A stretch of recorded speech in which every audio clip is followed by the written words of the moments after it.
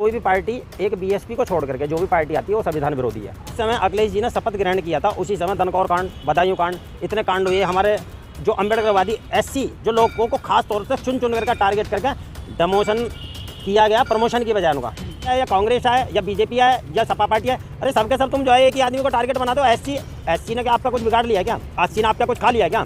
अगर एससी अम्बेडकरवादी अगर आज आवाज़ ना उठाए तो एससी एसटी ओबीसी का सबका सब जो सफाया हो जाएगा। उत्तर प्रदेश में अगर एससी का वोट बैंक अगर कहीं खिसक गया होता बता दो।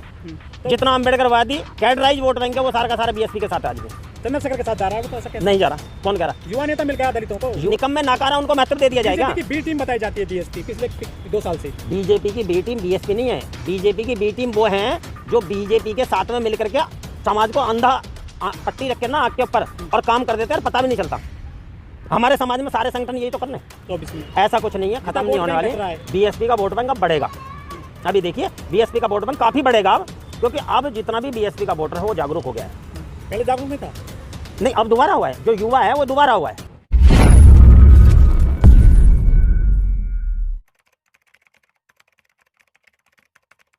गौतम जी, जो इंडिया गठबंधन बना था वो धीरे धीरे सिमटता जा रहा है, क्या कहना है? उधर जो है बीएसपी की सीएम है, बीएसपी की सुप्रीमो बहन मायावती हैं, वो अपनी अलग जो है चल रही हैं।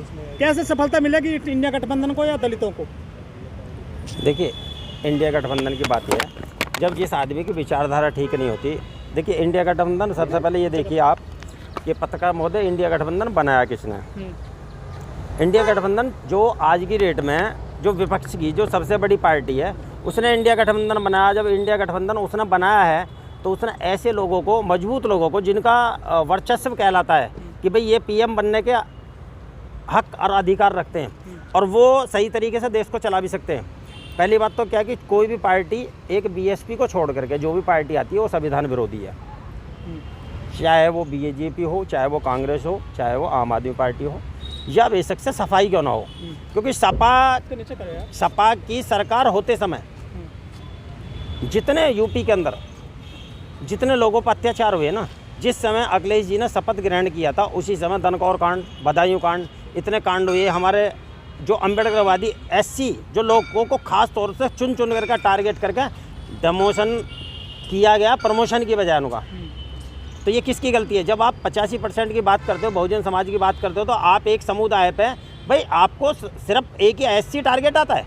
चाहे वो बीजेपी है, आम आदमी पार्टी है, या कांग्रेस है, या बीजेपी है, या सपा पार्टी है, अरे सबके सब तुम जो है एक ही आदमी को टारगेट बना दो। एससी ने क्या आपका कुछ बिगाड़ लिया है क्या? एससी ने आपका कुछ खा लिया है क्या? अगर एससी अम्बेडकरवादी अगर आज आवाज़ ना उठाए तो एससी एसटी ओबीसी का सबका सब जो सफाया हो जाएगा पूरा, जितने अधिकार हैं। अखिलेश तो पीडीए की बात कर रहे हैं, पिछड़ा, दलित और अल्पसंख्यक की बात। ये दिखावा है खाली। अगर पिछड़े की और एससी की या एसटी की, आदिवासी की भी जो बात करते हैं तो वो सिर्फ कौन करती हैं? बहन जी। बहन जी के अलावा कोई भी ऐसी बात नहीं करता। सबके अधिकार को जो बचाती है ना वो बहन जी बचाती हैं। आज गौतम जी, बड़ा सवाल ये है कि जो एनडीए है उसमें करीब 40-42 पार्टियां हैं। इंडिया में भी जो है 28 पार्टी शामिल होती, वो धीरे धीरे हट रही हैं। वो इतना सबको साथ लेकर चल रहे हैं, बहन जी अकेले कैसे जीत जाएगी चुनाव? क्यों, हमने पहले सरकार नहीं बनाई अकेले? बहन जी पहले किसी के साथ लड़ी हैं क्या? ये जो हमारा जो वोटर है ना, जो हमारा कुछ नालायक वोटर है, जो पद प्रतिष्ठा के चक्कर में या नेता बनने के चक्कर में या अद्धे पौवे और 500 रुपये में जो बिकने वाला है जो व्यक्ति है, इसने हमारी बीएसपी का वोट बैंक को नीचे खिसका करके इसने बेड़ा कर किया है। क्या पहले हमारी सरकार नहीं बनी क्या? एक सीट रह गई उत्तर प्रदेश में, तो आ जाएंगे, क्या दिक्कत है? अरे आप एक चीज़ बताइए, जो आज सत्ता में है पार्टी, उसने इतने 65 साल संघर्ष किया तब जा करके वो सत्ता में आ जाए हैं, तो हमारी एक सीट रह गई तो कौन सा हमें दर्द हो गया? एक सीट से कैसे सरकार में आओगे? आप कह रहे पीएम बनेंगे बहन जी 2024 में। दोबारा आ जाएंगे। सांसद 10 तो सांसद हैं हमारे। वो तो लेकिन सपा से गठबंधन किया था इसलिए आपके 10 सांसद आ गए थे। ऐसा कुछ नहीं है, ऐसा कुछ नहीं। हमारा वोट बैंक आज भी वही है। हमारा वोट बैंक नहीं खिसका है। हमारा वोट बैंक वहीं की वहीं है। 21 से 13 पे आ गया आपका वोट बैंक। उत्तर प्रदेश के वोट बैंक को उठा करके देखो ना आप। उत्तर प्रदेश में अगर एससी का वोट बैंक अगर कहीं खिसक गया हो तो बता दो।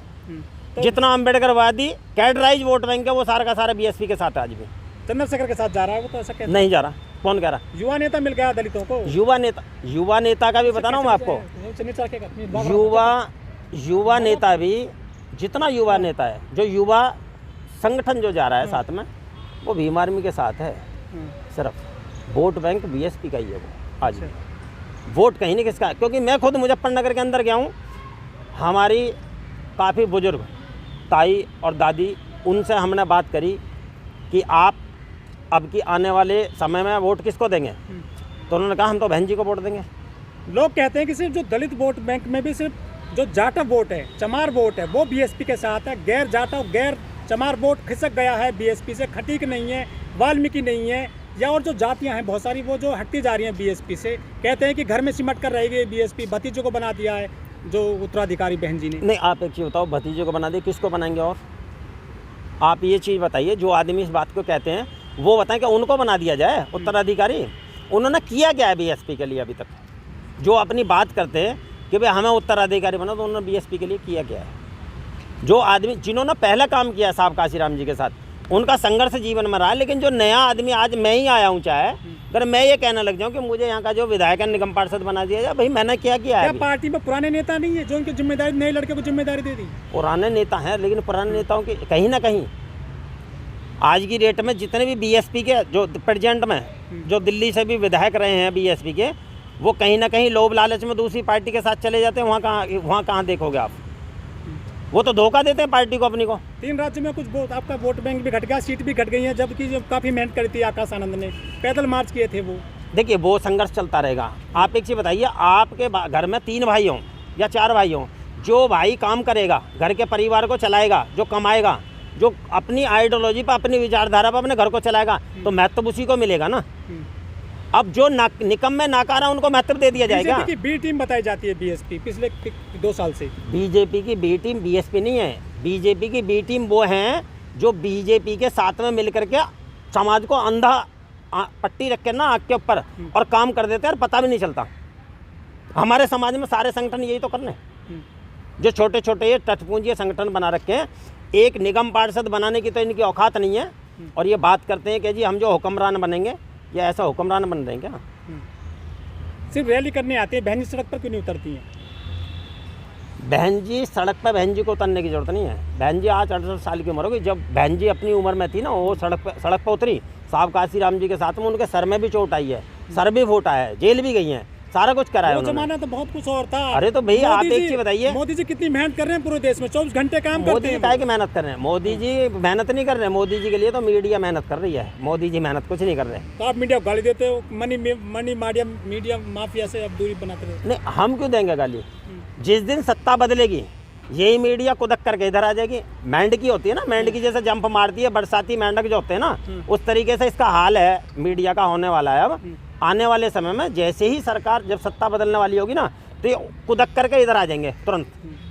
तो मीडिया से क्या दिक्कत है आपको? क्यों आप उससे काम? मीडिया हमारी ये बहुजन मीडिया है, ये अगर अपना ही ढंग से काम करना शुरू कर दे ना, अपना ही काम करना ढंग से शुरू कर दे, तो आप सत्ता में कोई नहीं रोक सकता आपको। लेकिन आपको पहले अपने वोटर को पक्का करना पड़ेगा। वोटर ना बिके।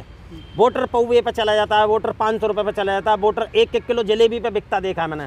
1-1 किलो जलेबी की औकात नहीं है कुछ, 100 रुपये की आती है, लेकिन 100 रुपये की जलेबी में वोट दे देता है। 5 आदमी, 5 किलो, 5 आदमी घर में 5 वोट हैं, 1 किलो जलेबी दे दी, अरे भैया तो हमारे घर में जलेबी दे गया, 5 की 5 वोट दे दी। इन निकम्मों को यही नहीं पता कि भैया तुम्हें वोट बैंक का अधिकार भी पता नहीं जैसे किस किस तरीके से मिला, कितने संघर्षों के साथ मिला है। बाबा साहब ने 4-4 बच्चों की कुर्बानी दिया आपके लिए, जितने अधिकार ये आपको दे के गए बाबा साहब। इन अधिकारों को तो सुरक्षित बचाओ आप। लेकिन बीजेपी तो पूरे देश का विकास कर रही है, वो किस जाति भेद भी नहीं कर रही है, सबको साथ लेकर चल रही है। विकास नहीं, विनाश है। विकास नहीं हो रहा, ये विनाश हो रहा है। तो धर्म को मजबूत कर रही है भाजपा। आप धर्म को मजबूत कर रहा। अभी ये देखो ना, यूजीसी का जो अभी जो आया है, अगर उन्होंने अपना ऑर्डर वापिस लिया, आकाश आनंद के कारण लिया ना, ट्विटर पर डाला ना आकाश आनंद ने। आकाश आनंद जी ने जब ट्विटर पर डाला, उसी टाइम पता लग गया कि भाई हाँ ये तो गलत है। जो वोटर है आपका, वो ट्विटर पे नहीं है मोस्टली, वो गांव में गरीब लोग हैं, उनको तो जो है सीधे जाना पड़ता है उनके पास में। कितने लोग स्मार्टफोन चलाते हैं दलित हैं, जो जिसको आप सिर्फ ट्वीट पे आप ट्वीट कर देते हैं। ट्वीट से राजनीति होगी क्या बीएसपी की दलितों की? नहीं, देखिए सुनिए, अगर ट्वीट किया, अब मान लीजिए माननीय आकाश आनंद जी ने अभी ट्वीट किया, इस पर डिसीजन आ गया, लेकिन आंदोलन तो नहीं किया ना कुछ।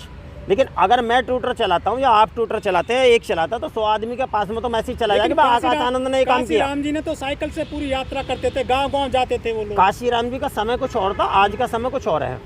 काशीराम जी के समय पर आज के समय आपके मोबाइल हाथ में मोबाइल नहीं था, आज मोबाइल आ गया तो कुछ ना कुछ तो बदलाव गाँव होगा तो ना। जाते थे ना वो लोग। गाँव जाते थे, गाँव आज भी जा रहे हैं। बीएसपी ने मेहनत करनी छोड़ दिया क्या? कैडर कैंप नहीं हो रहे? नहीं, बीएसपी ने मेहनत कहाँ करनी, बीएसपी के कार्यकर्ता मेहनत कर रहे हैं आज भी। बीएसपी का जो पदाधिकारी है ना वो नालायक हो गया है, पदाधिकारी काम नहीं आरोप कर लगते रहा। हैं कि जो कोऑर्डिनेटर है वो टिकट बिकवाते हैं।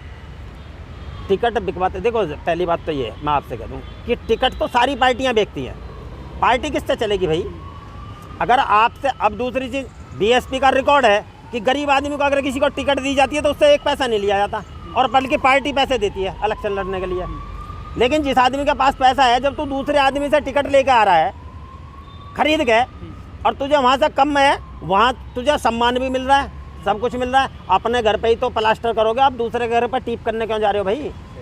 कह रहे हैं कि खत्म हो जाएगी जो बीएसपी 24 में। ऐसा कुछ नहीं है, खत्म नहीं होने वाली। बीएसपी का वोट बैंक अब बढ़ेगा, अभी देखिए बीएसपी का वोट बैंक काफ़ी बढ़ेगा अब, क्योंकि अब जितना भी बीएसपी का वोटर है वो जागरूक हो गया है। पहले जागरूक नहीं था? नहीं, अब दोबारा हुआ है, जो युवा है वो दोबारा हुआ है।